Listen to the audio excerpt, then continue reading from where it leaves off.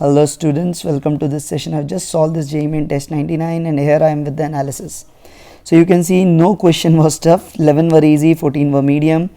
Question number 16 answer is wrong, question number 18 the concept given by them is wrong and it is second time they are doing a mistake in that concept, so please see to it.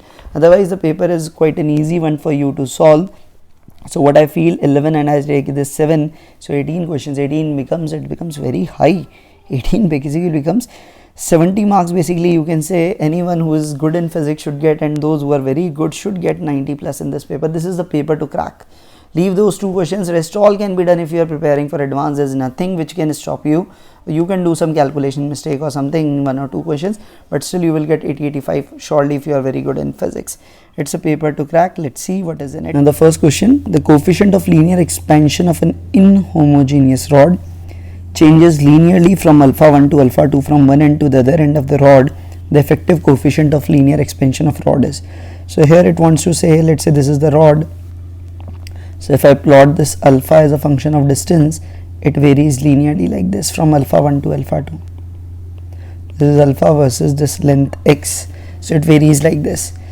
So because the variation is linear and we have that delta L is alpha L delta T, we will integrate it as it would be alpha L dt. So since alpha single power is coming, I can directly say the effective value in this case because of linear variation, like you do integration v dt, and if acceleration is constant, rate of change is constant, you write it as u plus v by 2 is the average value. Similarly the effective value would be alpha 1 plus alpha 2 by 2. Otherwise you can go for integration thing and you can solve by that, but I think because of this linear variation you can directly go for it, otherwise you can integrate and solve. Next, a monoplane wave of speed c, wavelength lambda, diffracted at a small aperture. The diagram illustrates successive wavefronts, almost spherical. We can say after what time will some portion of wavefront xy will reach p. So when the xy will reach p, so it is 1, 2, 3 wavelength away. So it has to cover 3 lambda distance. So the time taken would be 3 lambda and the speed is c. So go by 3 lambda by c because we know the two successive wavefronts are drawn in such a way their gap is lambda. Next one, the xz plane separates two media A and B of refractive indices 1.5 to a ray of light travels from A to B. Okay, the directions in the two media are given, its direction in the two media are given by this and this. Okay, so this is what we are given. So first of all what we have, this is the xz plane. Let's say this is the xz plane, this is x and this is z. Now light travels from A to B. Let's say this is A, this is B. The first one is ai cap plus bj cap, so I can go, let's say this would be the y-axis. So ai cap plus bj cap, that means the ray was coming like this. Okay, so this is ai cap plus bj cap, and now it goes as ci cap plus dj cap, whatever it will be go like this, ci plus dj cap, you get. So you know this angle is incidence and this angle is refraction. Now how to find the angle with this normal in this particular case? With the normal is y-axis, so we have to find that. Now since with the y-axis I can directly make it out, tan I would be equal to the component which is along here, along would be what we can say A, and this is perpendicular is B, and similarly what we have tan R is equal to C upon D. Now using the result n1 upon sin I is equal to n2 upon sin R. So what is n1? N1 you know is 1.5.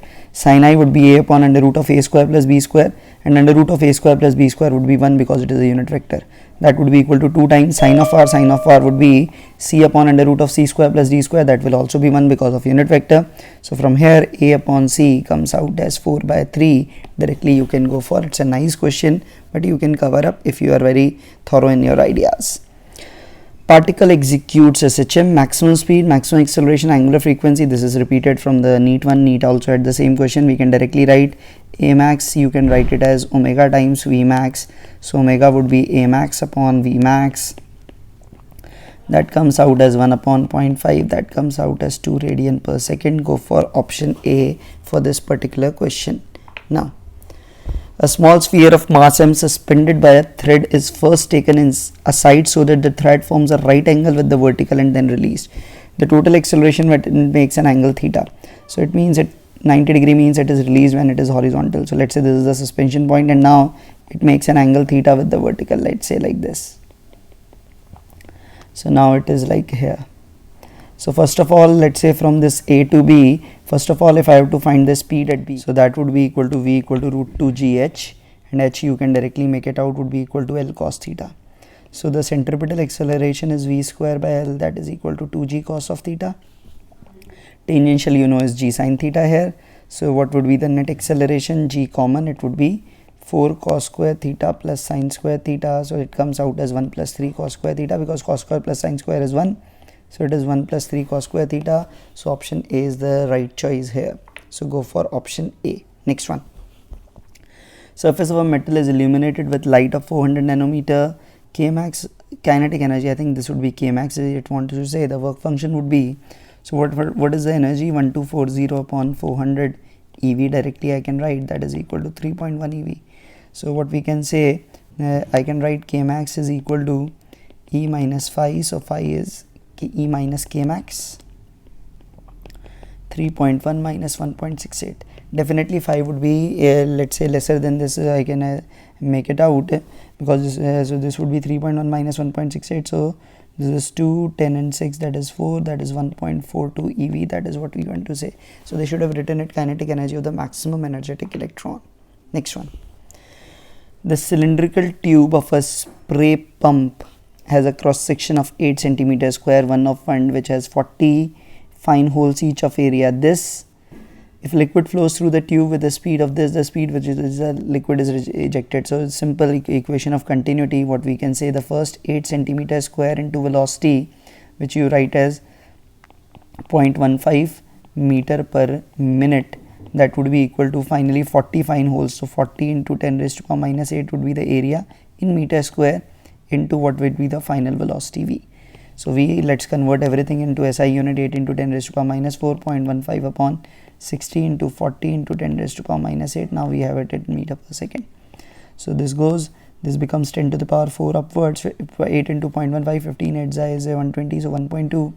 And what we have, 60 into 40, that is 2400.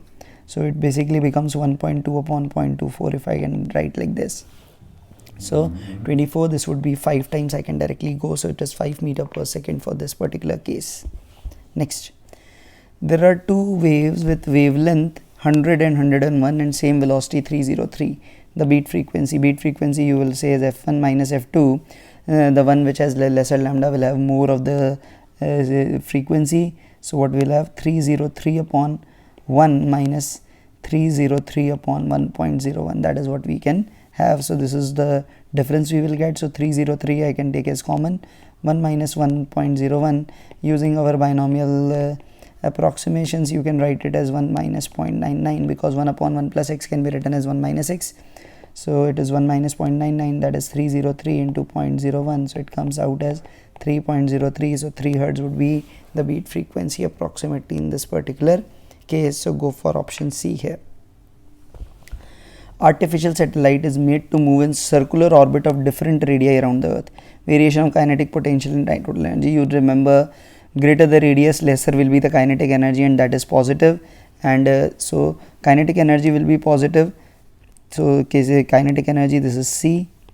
Potential energy is most negative, and this is kinetic energy.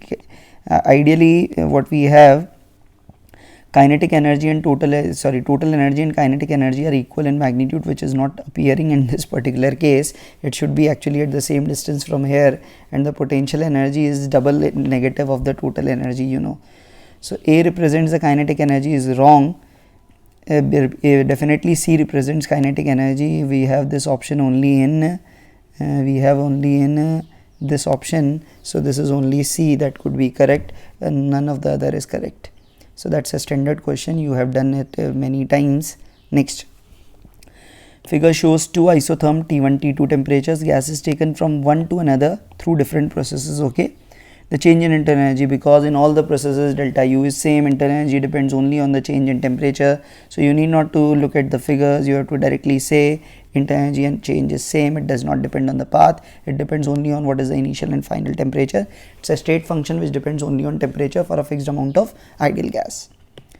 Uniform solid cylindrical roller mass M being pulled on a horizontal surface with force F parallel to the surface applied at its center. If acceleration is A and it is rolling without slipping, the value of F is going to be, okay, So what we have, it is rolling without slipping. So what I can say, this would be the instantaneous axis of rotation. So I can directly say, because friction and normal and mg, all torque will be 0, only torque would be F into R, that would be equal to, let's say, I about this point of contact into alpha. So alpha comes out as Fr upon Ip. Ip for cylinder here would be mr square by 2 plus mr square, that is 3 by 2 mr square. So it is 2F upon 3 mr. So this is alpha. So directly what we can say, acceleration of the cylinder A would be, that is ACM we talk about, would be alpha R.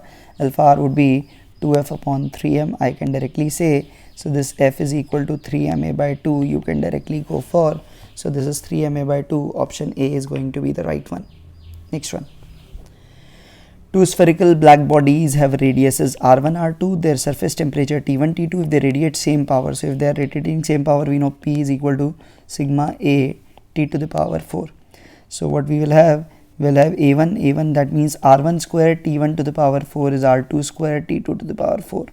So the ratio of R2 by R1 will come out as T1 upon T2 whole square. Directly you can go for option C in this particular case. Again, an easy formula putting exercise. Particle goes in a space along the path like this, okay, it's a 3D motion seems, in such a way that dx by dt and dn by dt, velocity in x and y is constant, where ABC are constant, the acceleration of the particle is. That means acceleration of the particle will only be along the z-axis. So what we can do, let's say differentiate it. What we know, Vx is equal to Vy is equal to c, that means a differentiation of both will be 0, so acceleration in x and y is 0, we can directly go by. Now z is ax cube plus by square, so dz by dt I can do would be 3ax square c I can write, plus this would be 2byc. Now what would be d2z by dt2, that is what we are searching for. This is the acceleration, this is az, and this would be a, it would be 3ac is constant, so it would be 6ac x dx by dt, that is again c, and plus 2bc is constant and dy by dt is again c, that is c square. So it comes out as 6ac square x plus 2bc square.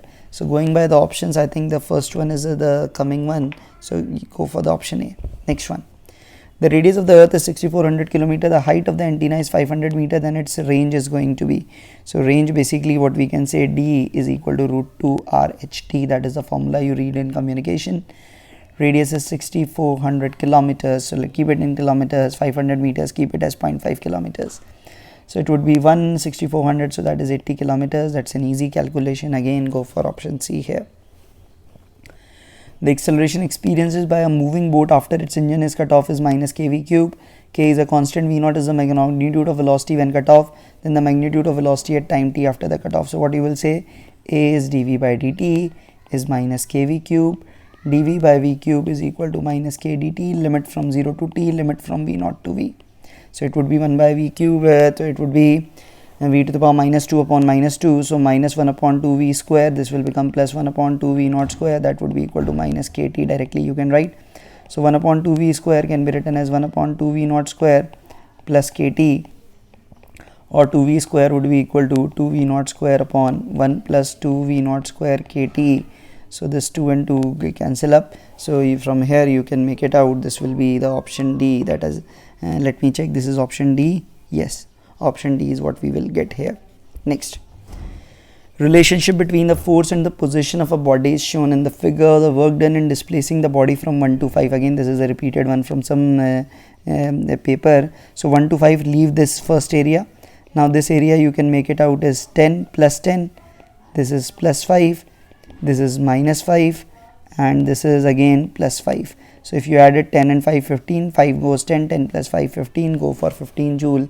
Area under fx curves give you the display, the work done. So from 1 to 5 it is going to be 15. Now I just checked, this is question 44 of test 97 of JEE Main of a NEET, and there they have given us 15 and here they are giving us as 20.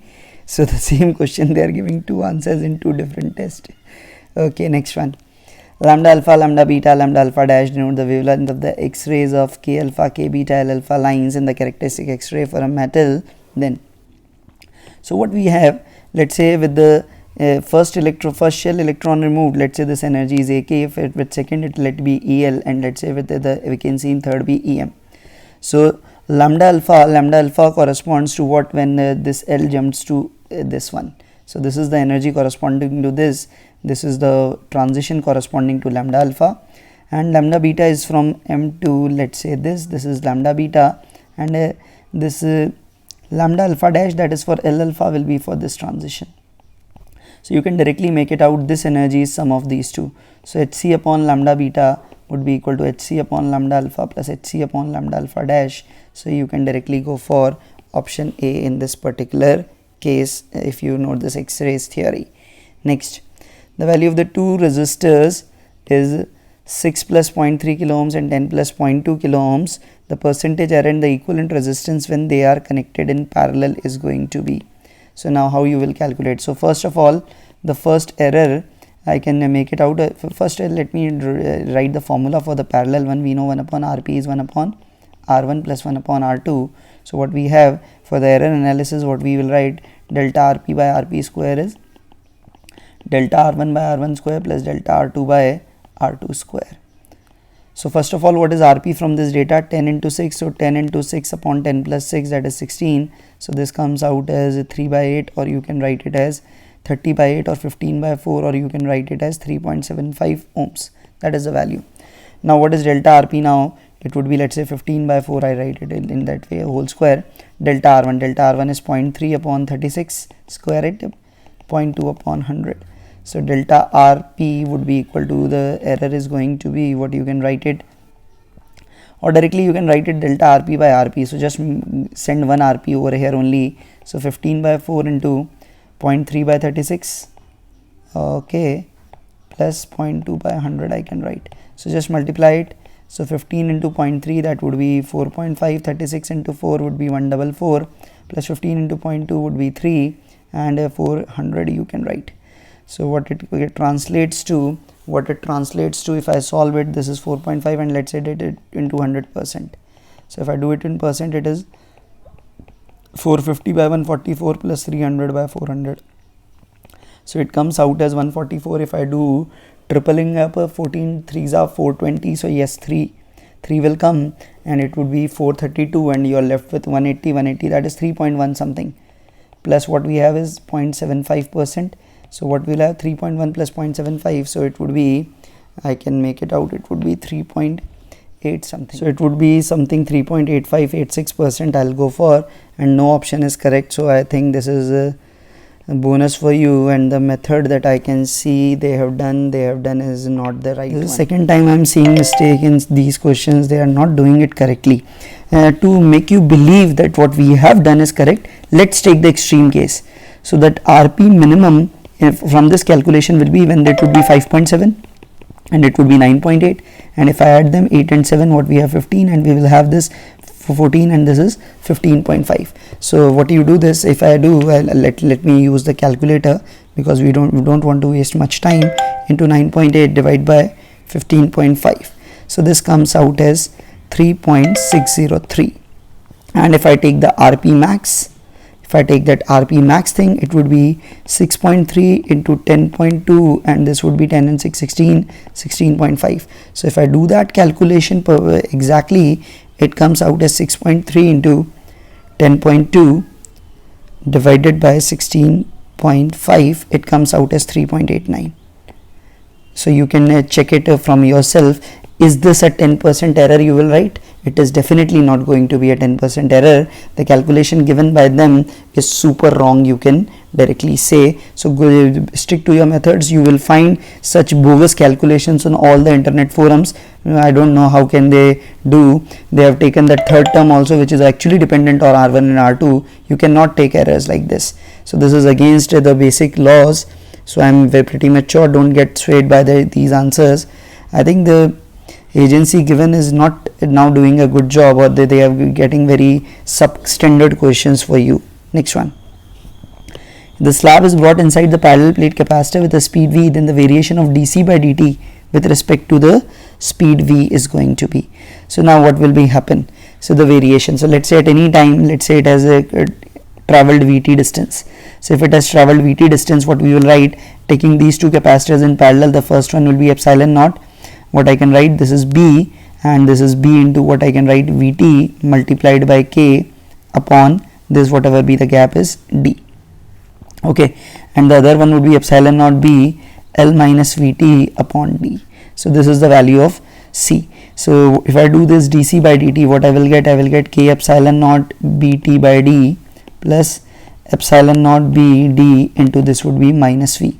So it would be definitely something a minus bt form, you can say. So it would be a definitely what we can say in this dc by dt thing. If I am going to solve this dc by dt thing, sorry, it is I'm written it wrong. It should be some mt minus mt plus c or mt minus c thing. So it would be a straight line with a positive slope. So we'll go for option whatever we have with positive slope, means this would be option B. That is going to be the answer. Next one, the arc of a loop of radius r is kept in a horizontal plane and a constant field B is applied in the vertical direction as shown in the figure. If the arc carries the current I, then the force on the arc will be. So what would be the force on the arc I? So what we are given, arc is carrying current, so what force it will be exerting. So to exert this force, we know irrespective of the shape we have to only check the end points.